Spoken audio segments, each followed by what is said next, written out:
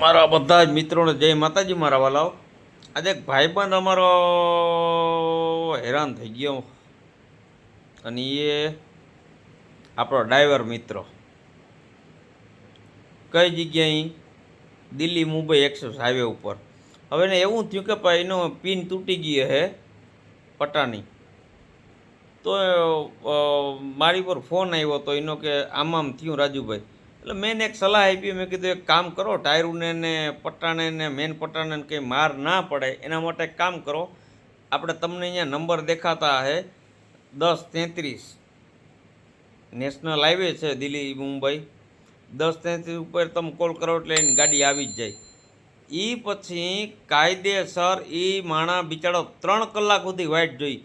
મેં પછી કે ભાઈ કે આવતા નથી, અભણ માણા હતો થોડોક, એને ખબર નહોતી પડતી. મેં કીધું એક કામ કર, હું નાખું, મને ગાડી નંબર ન દે એટલે હું ફોન કરું.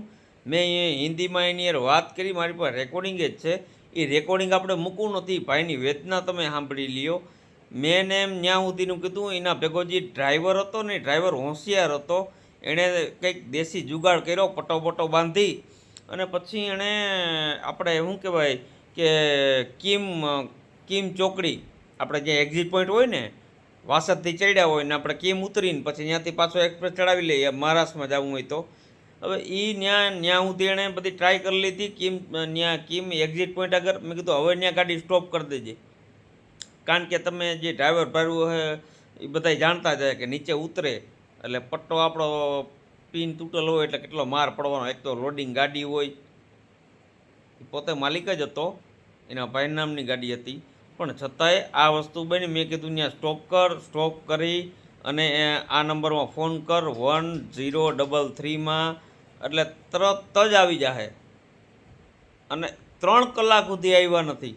મારી પર વિડીયો આવ્યો ને મેં એને કીધું, મેં કીધું વિજય જો નીચે જ જેવું પુલિયું ઉતરીને આમ તું હાઈવે ઉપર ચડીને 8 નંબર ઉપર, એટલે 8 નંબર ઉપર વિજય હોટલ આવીએ તરત. ત્યાં તને મારી યાર ફોનમાં વાત કરાવું, તને વાત કરીને બધું સામે જ મિસ્ત્રી હે, બધું થઈ જાય.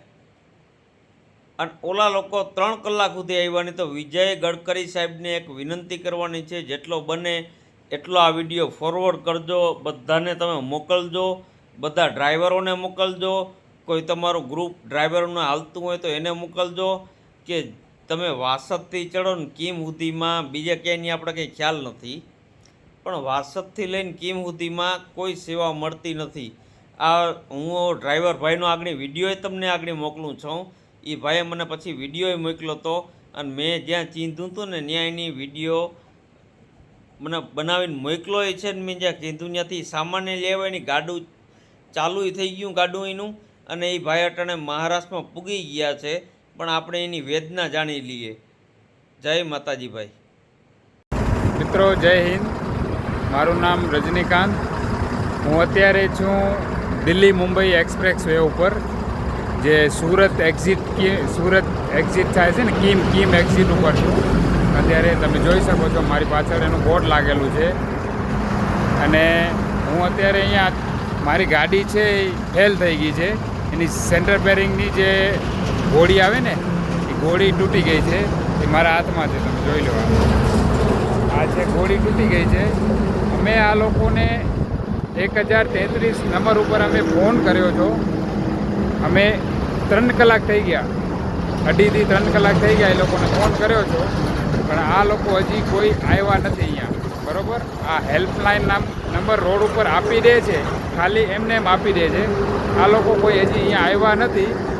અમે બીજી વાર એમને ફોન કર્યો, એ કે 10 મિનિટમાં આવે છે ને 15 મિનિટમાં આવે છે ને કોઈ અહીંયા આવ્યો નથી.